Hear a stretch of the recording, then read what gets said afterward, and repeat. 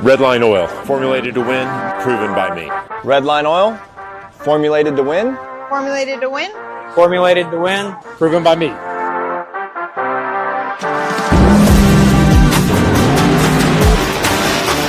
Formulated to win, proven by me. Proven by me. Proven by me. Redline oil, formulated to win, proven by me.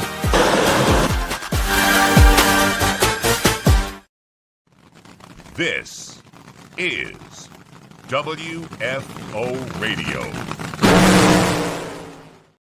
Hey, everybody, WFO Radio. That's right. We are catching up on some of the big and important interviews that have happened in the world of NHRA drag racing over the past couple of weeks. What an amazing start to the 2025 season it has been. And we have covered it all from Brittany Force's 341 mile per hour blast to the results from each race. But right now, we're going to delve into the world of Injected Nitro Funny Car with a man who has really broken through with that injected nitro combination, part of the Killer Bees team, the world champions. Sean Bellemeur joins us now. What's up, Sean? How are you? Busy as ever, man. It seems like every week that passes by, there's a new something that's wrapped up in this whole thing. But it's been exciting so far, and who knows what the future holds. Well, I think we're going to find out some of that in this interview. And as you know, let's set the table for everybody out there in that in the world of NHRA drag racing, the alcohol funny car is a very specific kind of beast. They're amazing and they're awesome. And recently, as in the past couple of years, NHRA has allowed the injected nitro combination that's so popular in top alcohol dragster to kind of be created and see what happens in alcohol funny car. You guys, Tony Bartone, Steve Boggs, yourself, have rolled one out in 2025 and have had extreme success, winning the Baby Gators, the Gator Nationals, which happened in Charlotte, a close finish, made the final round in Vegas 4-wide, but then I've recently won at the Cletus and Cars event in Indy. So you're finding great success with the combination. And this interview really to celebrate all of that. You guys have figured out this new combination. It's a true testament to Steve and the whole gang. I mean, I got to be honest. I think it exceeded expectations.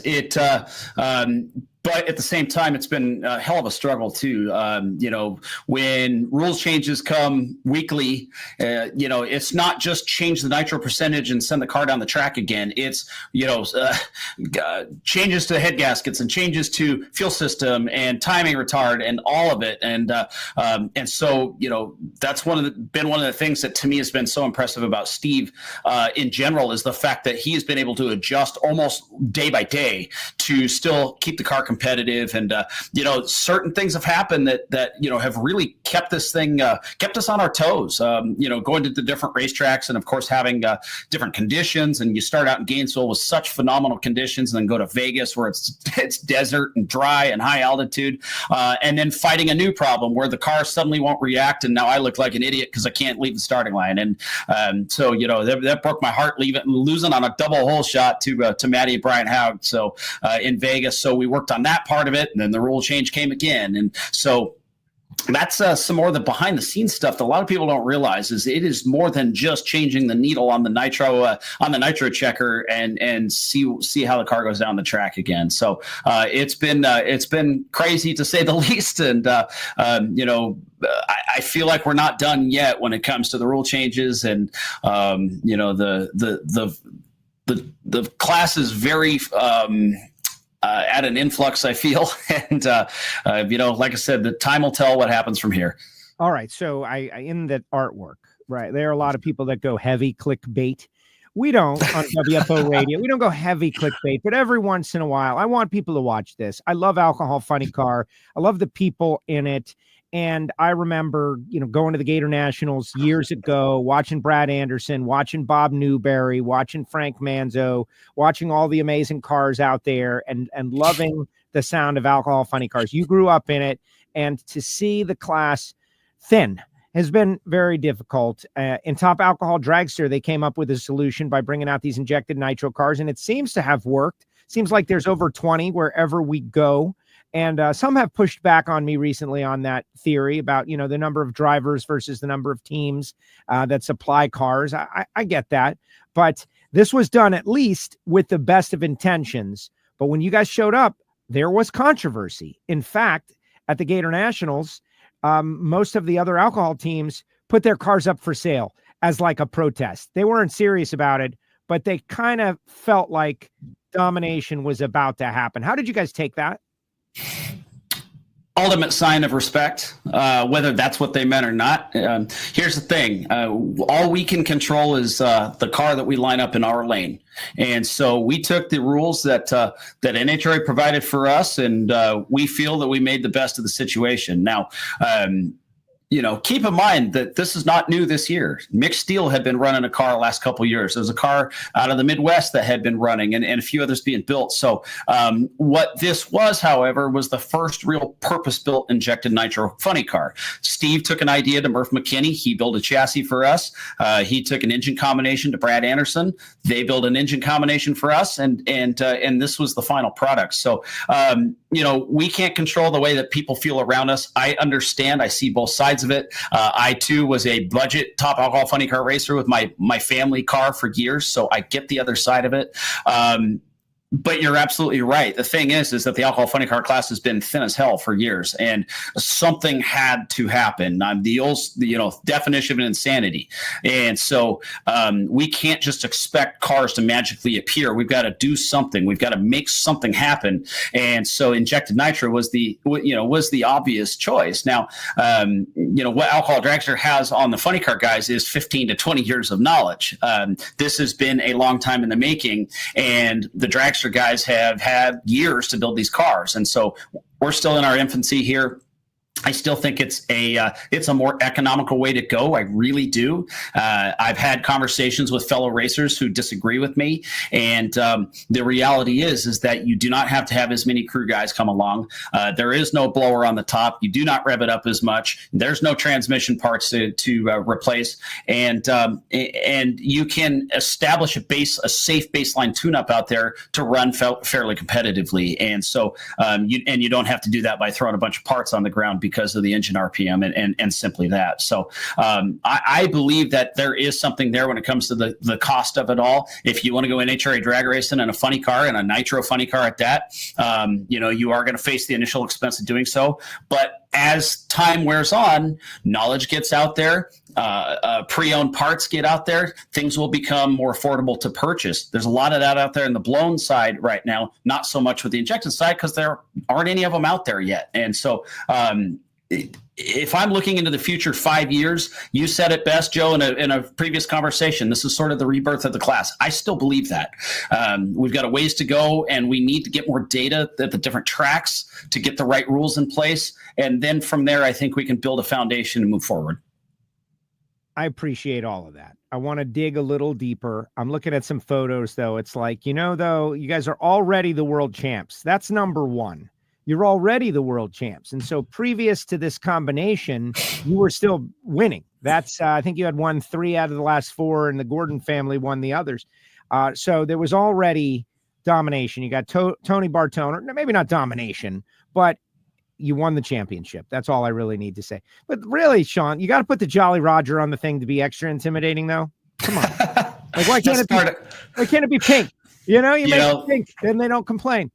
That's the part I don't control. It all looks the same from where I sit anyway. So I know Steve doesn't care what it looked like. I sure as hell don't care what it looks like. And so, but that's Tony Bartone. Anybody that's been around him the last 25, 30 years of racing, he likes sinister. He likes to work hard. He likes to roll up his sleeves, and he likes to look badass doing it. And that's been something that's been really fun to be a part of over the past few years. It's a mindset, it's an attitude, and it also shows on the racetrack. It really does. Well, it's a cool machine. You told us a great story, guys. It's in the WFO archive.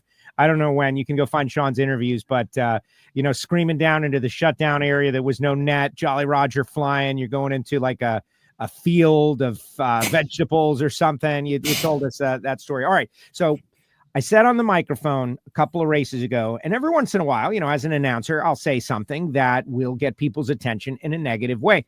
And I relayed what had been relayed to me about you guys are vibing. You're thinking that when all said and done, it could end up being 25% cheaper to run this car. When I said that, I got a lot of pushback from Chris and Kevin Hool. That's right, guys. I'm going to say your name because you know, like these guys ran for many years.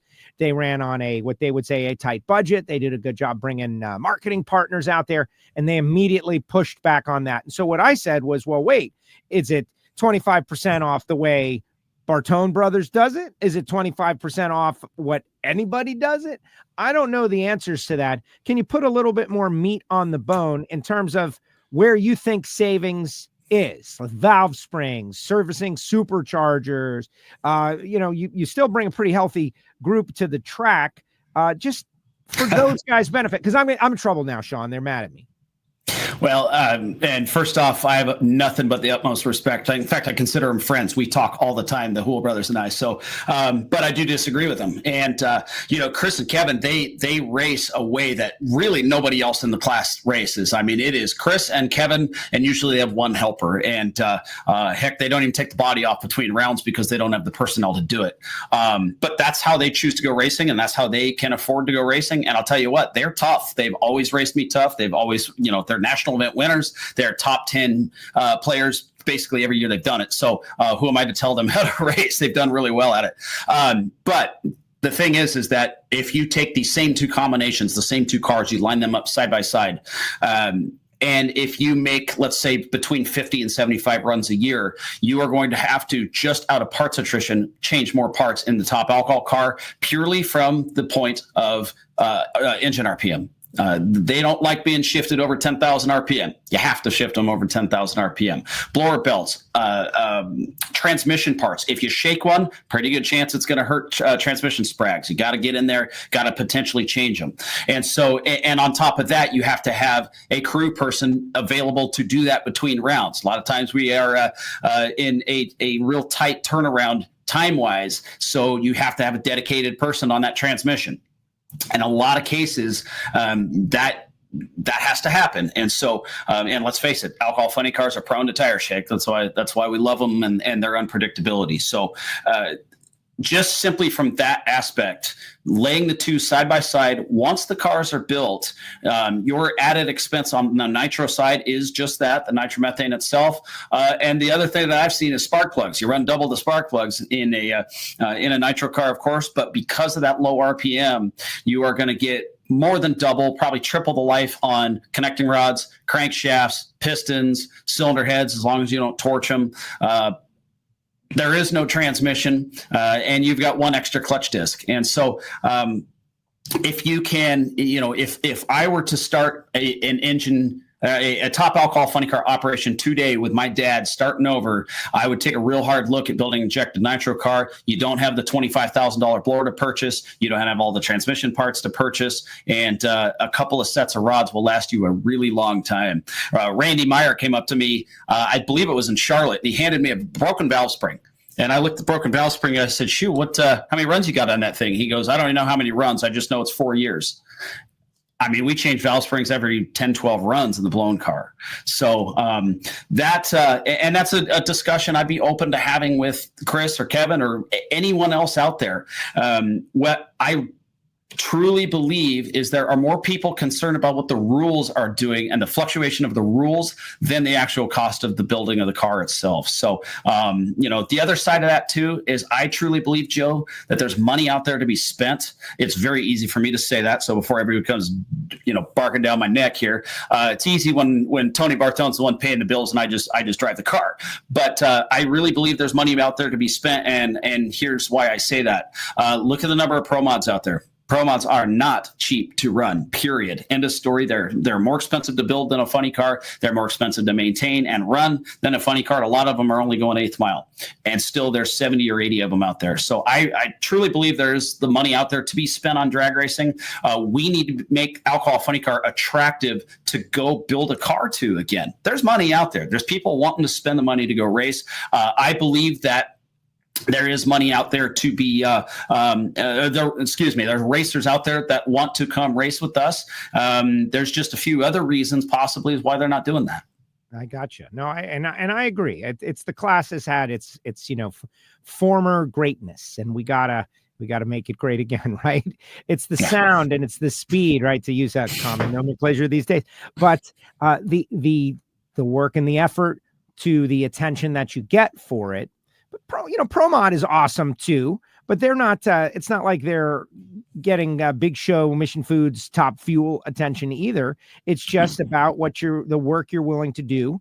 And I don't know, I think it's appealing to run nitro, but if I had to choose one or the other, honestly, I'd choose the old school Alki Funny Car because of the sound. And there's been so many rules changes over the past couple of years too. And I would love you to address this as someone who I know is an ace driver, multiple world championships going for 5, but like bringing it up on the starting line and doing it the same way every time. And it factors into the tune up. And if you can't be perfect, the run won't be perfect and there'll be a problem and all of those things. It seems like NHRA is trying to address those with the 2 steps and the trans brakes. And now it's like everything is legal in the class, but it doesn't seem to have helped too much. Yeah, I agree with you. In fact, to me, the blown alcohol cars are a little bit at almost at a stalemate right now, because you've got a lot of the cars that have been around a long time that are making those changes from the old traditional clutch foot and swapping feet to the 2 steps and the clips on the injector and things like that. And they're not running any faster. And so if anything, they're doing so to try to get their reaction times a little bit better.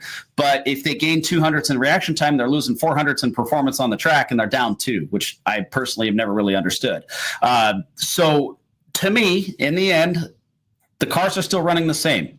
I'm like you. To this day, I still love a blown alcohol, rev them up, shift them, swap feet. That's my favorite thing to do in a car. Looks like we're going to be bringing our blown car back out, and so I can't wait, because just for that very reason.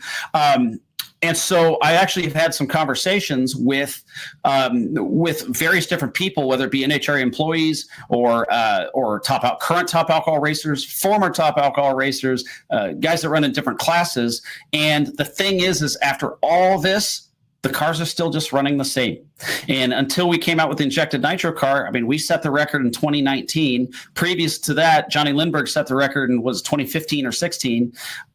We're talking almost 10 years ago. And the cars are just running the same. So my point in this whole thing is, one way to direct some attention back to the class, get them running quicker. Give the blown cars 125 over on the blower, 128, whatever NHRA feels that it needs to be. Leave some of the injected nitro guys alone, and let's go a little bit quicker and faster. What if the cars were running high 520s, low 530s? Now you've got something to talk about, and it's different than it used to be. We're all at this. We do heads-up drag racing to try to run a little bit better. The problem is there's been nothing out there in the last 20 years to enable us to be able to do it. And I really believe that was something. Look at the internet when we went tested and put a 528 on the board. Holy crap. It made me thankful I don't do much with social media, because I could feel the heat coming off my phone anyway.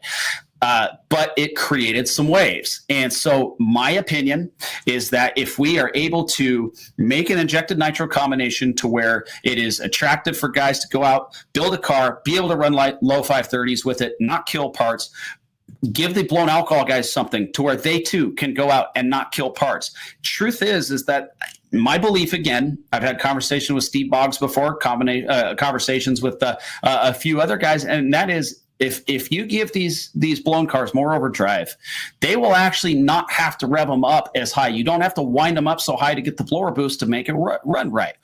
RPM kills parts. So are there other factors in this? Of course. But my dad was involved in an alcohol funny car when they switched from 128 over back down to 93 like we run today. Guys, that was over 20 years ago. And it actually was harder on parts to run lower overdrive. Bring that into the conversation, right? So we got to change something. Let's go quicker and faster. We have the ability to do so. We've got Alcohol Dragsters, a blueprint to do it, and their parity is pretty good. And I feel like that will give the opportunity for both sides of the tracks here to be happy, to be able to go faster, learn something new, and bring some attention to the class. I love it and agree with everything you have to say. And I think our brothers and sisters in Pro Stock are dealing with a similar situation where the performance numbers of the class have stagnated. And whether or not you love the reaction time and the shifting, which I do, And the same things I love about Alcohol Funny Car, by the way, dynamic cockpit, right? Like driver really actively doing a bunch of stuff in there to determine winning and losing. But the performance numbers have stagnated. They are 650s, 640s for the last 10 years or so. You guys with the high 30s, low 40s at best circumstance. I do agree that people love to see the numbers go down. Look at Brittany with the 341. Look at the attention that got. People it's drag racing. You got to see the numbers go down. That having been said, let's go back because I heard a little breaking news in there. What do you mean you're parking the injected nitro car and you're bringing back the supercharged alcohol car? What's going on with that? Well, we've got all but about 2 people pissed off with us right now, so I may as well piss off the last 2. We had the Cletus Cars event the weekend in Indianapolis, the weekend after Charlotte. There was a rule change the Thursday evening. I won't even say afternoon. There was a rule change Thursday evening. Well, the car was already in the property. Steve Boggs was already preparing his tune-up for the Cletus Cars event, and they nicked us another percentage of nitro. Now, Steve is way smarter at this stuff than I am. All I do is get in and drive it. But we knew that there would be a performance hit there. We also know that we've been doing really well, and probably a performance hit would at some point be in order. I got to be honest with you, Joe. We took very personally the fact that they waited till Thursday evening. We're less than 24 hours before going down the racetrack and made a rule change. And it's almost like they think, and I'm not putting words in their mouth, but we took it as it's almost like they think you just change the needle on the hydrometer and send the car down the track. We had to change a lot of stuff just to make the car competitive. And we qualified third. Honestly, qualifiers 4, 5, and 6, they really didn't make representative runs. They should have run better than they did. And we were able to get a win, but let me tell you something. We were by no means the quickest car there. And that the car was just flat tapped out. So we now know at 90.5%, that car was absolutely on kill, and it just couldn't compete. So while we're in the interest of, fighting for a world championship here, we are going to have to make the switch at some point. And so the fact that they did it to us so late, we can't wait around any longer for them to make rules changes while we're already sitting at a racetrack that costs us points, that costs us performance. So we have a car sitting in the shop that won 11 races last year that we know they're not going to touch the rules on. And it is proven. I like driving it. The guys like working on it. Tony doesn't mind funding it. And until I hear otherwise, that's the next car that you'll see out is our blown alcohol car that we ran last year. Wow. I think that's big breaking news right in the middle of the interview. And I appreciate it. It's exciting. And, obviously I'm a contractor who works for the NHRA and the tech department. In my estimation, they're doing the best they can to try to make things level and keep everybody happy. Tough job that I wouldn't want. But from your perspective, you're saying that they've made it impractical to run the nitro car. They're driving the nitro car into the trailer, and you're bringing back the Alky car. Yeah, that's right. And I'm so lucky to have a guy by the name of Steve Boggs, and I would put him up there as the smartest of the smartest people in all of drag racing. His track record, speaks for itself. And so we were looking purely at the numbers. And so you take this injected nitro car, and the NHRA has put the rules to where they think it should be for right now to make the blown cars more competitive. Well, the thing is last year, we had a perfect claim. We even threw a race away that we had won, and we just had a phenomenal year last year. Steve was right on top of the tune-up. The Killer Bees did their thing. I was up on the wheel pretty good last year, and we were consistently low qualifier, low ET, and that's just because Steve Boggs. There's nothing more to it than that. Well, we feel like for the same reasons we are being penalized now for the injected nitro car. And I'll tell you who I really feel for here is guys like Mick Steele and the other cars that are trying to be put together here, because they too are trying to get used to this combination and the weekly changes. And I just, they don't have Steve Boggs and I do. Lucky guy. So we really feel that right now, from a stability standpoint, bringing the blown car back out to fight to gain these points is the smartest move to make pushing forward for the rest of the year. And you know, where the nitro percentage ends up, I can't tell you that. But, you know, a combination between the car not performing at 90.5%, and the fact that they just did it to us on a Thursday night, who knows what they're going to do next and when, and we can't afford to have that cost us races now that we're fighting for our lives in a championship battle. You guys already got T-shirts made for the championship, the drive for 5 or what, right? I saw them. It's like going for 5 or something, trying to win the title. You're taking this very serious. Like Tony Bartone wants to lock down this championship here in 2025.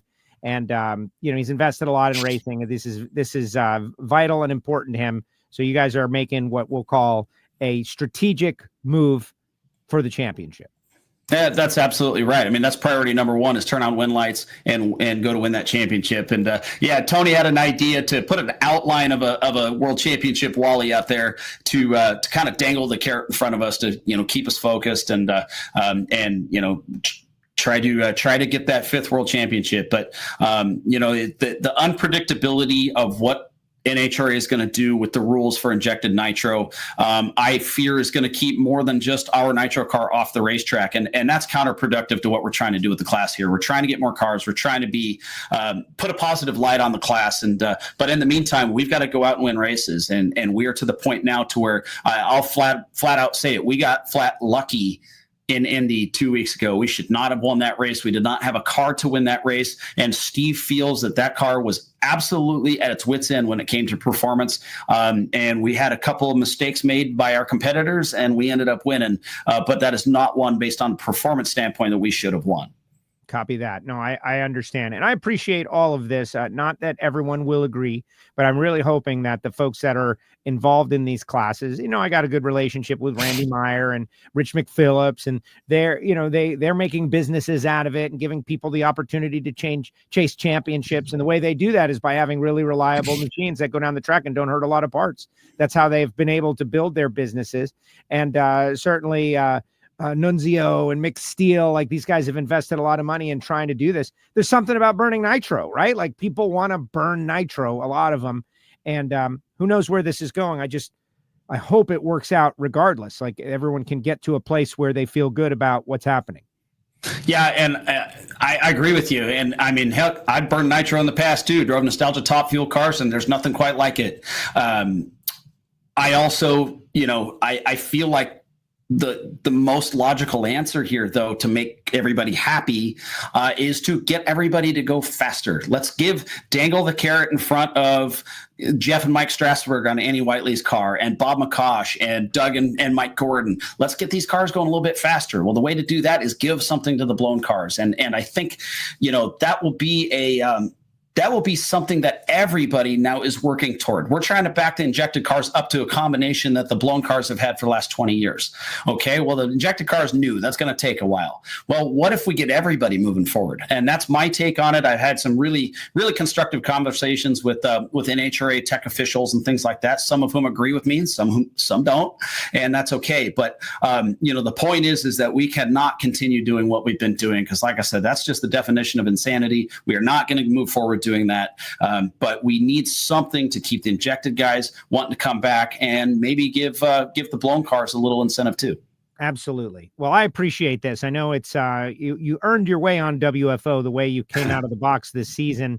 And I was there for the Baby Gators. We did a nice little interview right after you had won it, and you had mentioned the cost. And you know, I had done a little more independent research, and when I put it out there that it could be less, I had a lot of people like blow my phone up and just say like, that can't be because of the cost of nitro. But you mentioned no transmission. There's no transmission in the car. There's that. There's the supercharger, new supercharger. I didn't even think of like blower belts and all of those things. So I hope everyone feels at least a little more knowledgeable one way or the other post interview here today.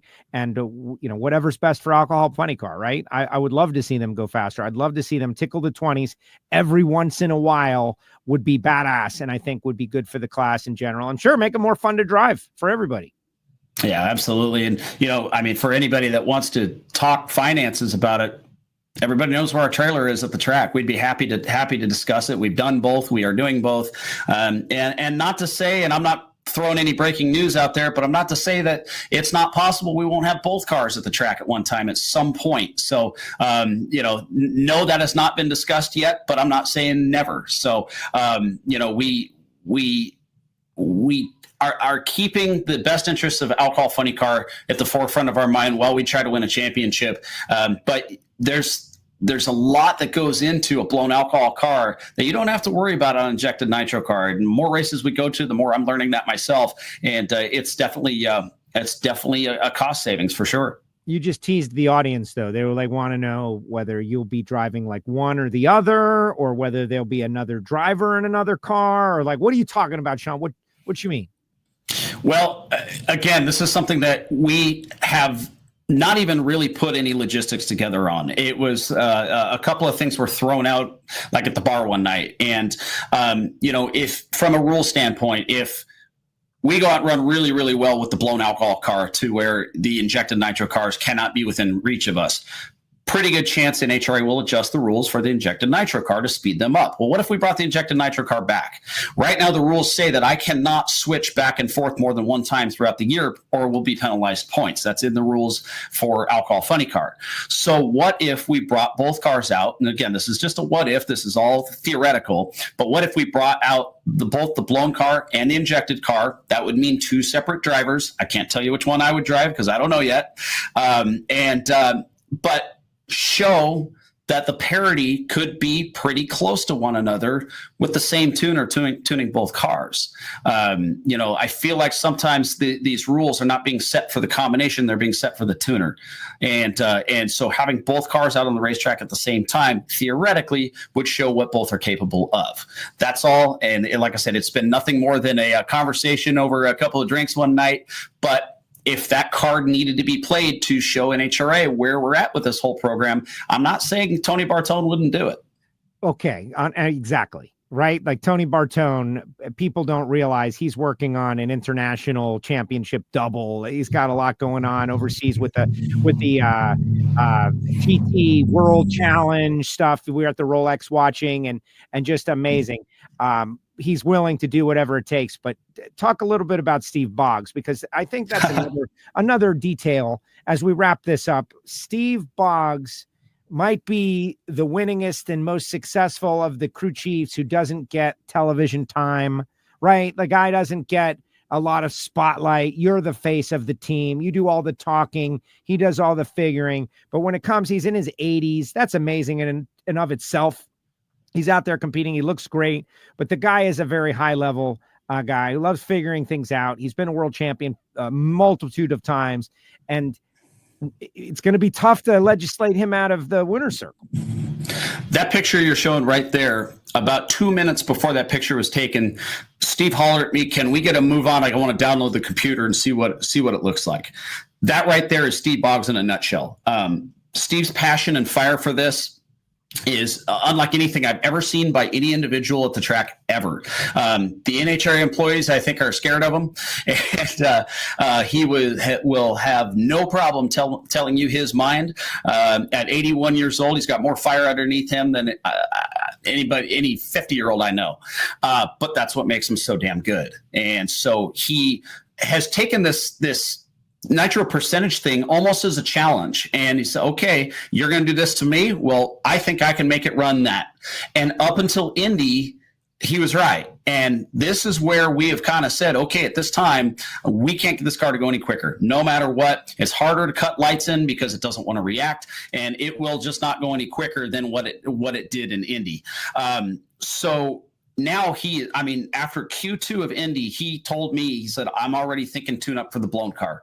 He goes, this injected car, I'm setting it to the side. He goes, we can only run what we can run here. I'm thinking blower car now. And he's never stopping. He's got that phone sitting right there. A lot of times it'll light up. In fact, actually, he tried calling me during this interview. He never stops ever. And so it's a pleasure to race for him. We challenge one another. I'll tell him, I said, hey, old man, try to scare me this run. And he'll tell me, hold on to your ass. And that's what he said. I'm coming back with this blown car and a sledgehammer. And I cannot wait for the next race, which for us is going to be Norwalk. And I think he's got some tricks up his sleeve with the blown car. I think he's already thinking 2 steps ahead for the injected car if they change the rules again. He's incredible. I feel bad for his wife because she must be terribly sick of him talking tune-up. But that is to the benefit of Tony Bartone, myself, and the rest of the team. He's an incredible teammate, incredible human being. His passion and fire for this sport is incredible. Look at the car he and his brother ran back in the late 80s, early 90s. Front engine, injected nitro, or blown alcohol. One had a nitrous bottle on it.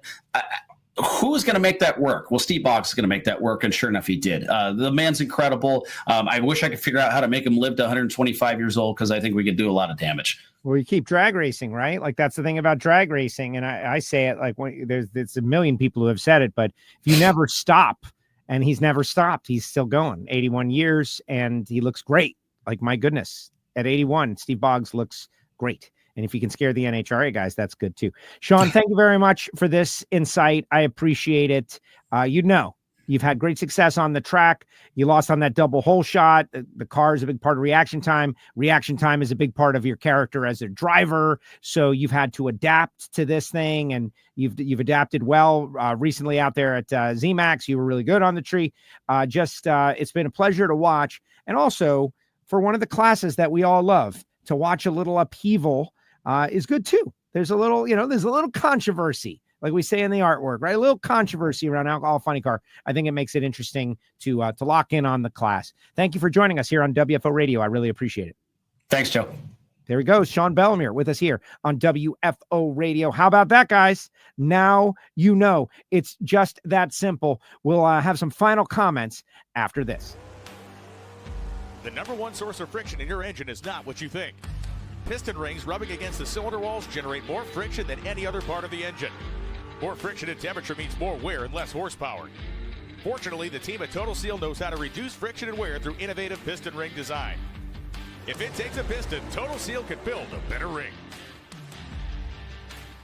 For more than a decade, FTI has strived to become the leader in the aftermarket performance transmission and converter industry. We've joined forces with McLeod Driveline Components under the leadership of Top Fuel Funny Car pilot Paul Lee, and now have a larger distribution network, more resources, and more power. Come see us in the pits and ask how you can join the FTI family. It's not cheating, it is the competitive edge.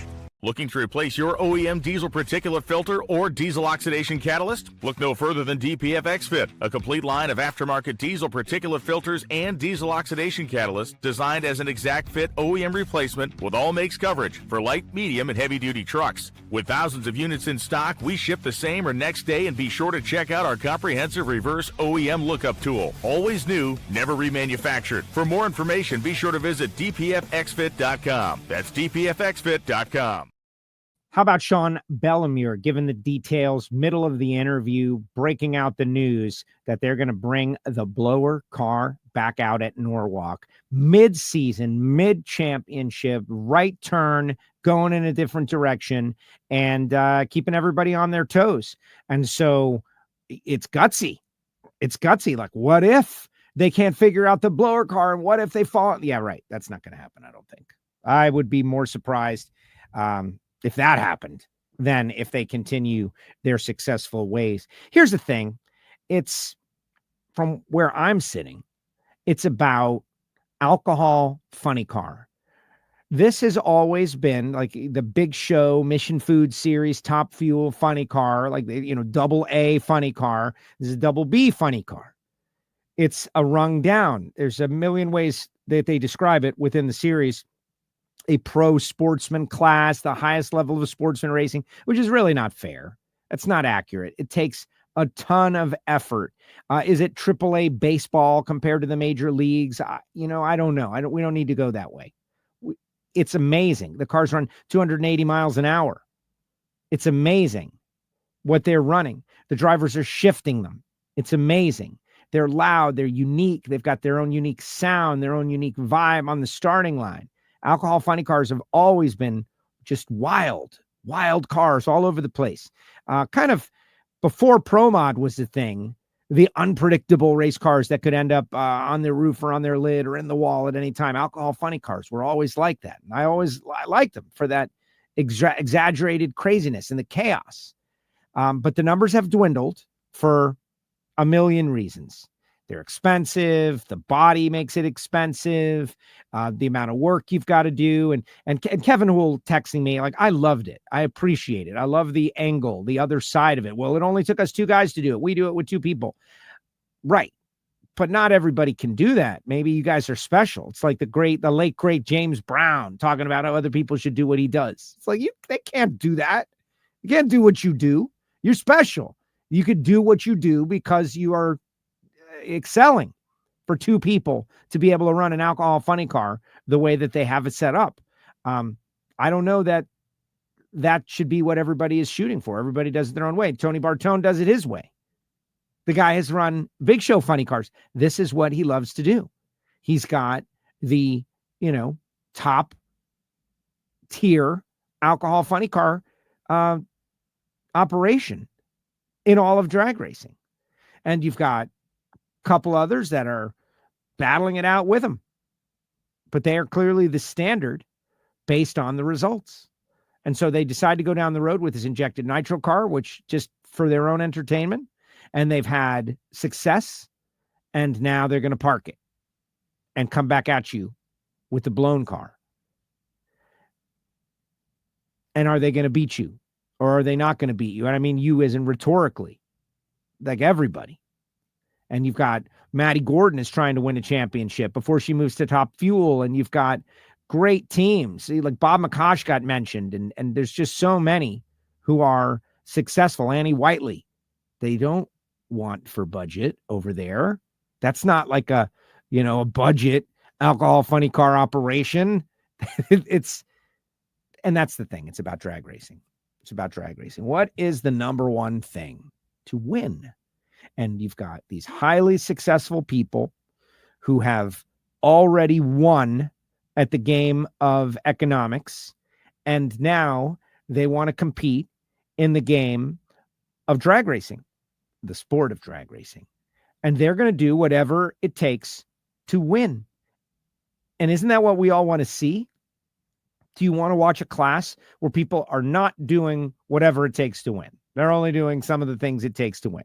Do you want to watch a class where the people involved in the class are restricted by the sanctioning body? In this case, it would be NHRA or whoever makes the rules. They're restricted from doing whatever it takes to win. Think about mainstream stick and ball sports and, salary caps and all of those things. What if Bill Belichick and Tom Brady, like Brady was only allowed to use his left hand or something? Like I can't create an analogy. And NHRA doesn't do that for certain teams. It's about combinations. And you think about Mick Steele and Nunzio Valeri and those guys who are trying to go down this road, but they're not the world championship well-funded team like Steve Boggs and Sean Bellemeur and the Killer Bees. So it's just different. I don't know. I find it to be very interesting. And I'm eager to see where it all goes. Your thoughts are appreciated. You can email me, joe@wforadio.com. You can get us on the social. You can put it in the comment section on YouTube of this video. Let's start the conversation right there. And I'm just very excited about it. I do want to tell you about some of the people who make it possible for me to go WFO, like the folks at Foggit. That's right. If you don't have a can of Foggit, your race car trailer, you should. It's just that simple. It's available at summit-racingequipment.com. Order yourself a can of Foggit. At the conclusion of your racing, at the end of the night, you want to fog the engine, as in down the carburetor or in the spark plug holes, to protect the very finely done cylinder finish, not to mention the valve seats and anything else you want to protect from microscopic corrosion and rust. Marvin Rodak, 817-924-6821, rodaxcoffeeandgrills.com, Fort Worth, Texas. Just the best coffee you're ever going to get from all around the world. It's not one coffee. It's not like a branded blend. It's coffee from around the world. Whether you want, Blue Mountain coffee or Kona coffee, or they're literally getting coffee from all around the world. That's why you got to call Marvin, talk to him about what you like. Frank Hawley's Drag Racing School, frankhawley.com. You can drive an alcohol dragster or alcohol funny car at Frank Hawley's. You can drive a super comp car, get your super gas license, or do the dragster adventure, which is what I recommend for most of our friends who are just casual race fans. They'll put you in the seat, guys. You don't have to buy anything other than a day's experience. You show up with just the clothes on your back. They set you up with everything, and you're driving dragsters for the day. Pretty cool. Bernie's Speed Shop, BURNYZZ.com, 100,000 square feet up there in Ocala, Florida. Check out Bernie's. See all the great things that they've got going. Bernie's.com. HusseyPerformance.net. David Allen and the team, Beaver Falls, Pennsylvania, sourced and made in America. Not just copperhead gaskets anymore. No, they do all kinds of gaskets. Materials are still sourced here in America, and they didn't have to move their manufacturing back because they never left. You can usually get the gaskets in a little more than a day. Very quick and fast service. Check them out, HusseyPerformance.net. You heard a little bit about Redline Oil, of course, CWT Industries, FTI Performance Transmissions and Torque Converters, Total Seal Piston Rings, Jesse Converters, all on board with WFO Radio. Really appreciate everybody that supports the show. And remember, you can get WFO gear and swag and everything that every other podcast show has in the world, right? Rock your WFO gear, although you can't get this shirt because I can't have everybody wearing the same shirt as me all over the place. Thank you to Sean Bellemeur. Very excited to speak with him about this project. And to the people behind the scenes that know I really love Alcohol Funny Car and am trying to navigate this whole situation and bring people with us, educate them, at least have them feel like they've got an understanding of the situation. If you're a team, if you're a crew guy, if you're a racer and you're like, Joe, you got it all wrong, I'm happy to listen to more. Very open-minded on the deal. In the end, want to see the numbers in the class go up, not down. And I tend to agree with Sean when he says that the cure is to go faster. I feel like going faster is the cure for every problem. Like, what are we going to do? We got to go faster. It seems it's not counterintuitive. It's just obvious. Go faster. A high 520, low 530 alcohol funny car would be great. I'm sure there's a downside, but I'm also sure that Sean knows about the downside. So we'll talk about that. We'll see what happens. Remember WFO Radio, NHRA Nitro, Tuesday, 1 o'clock. That is the official time slot. We've had an unbelievable run.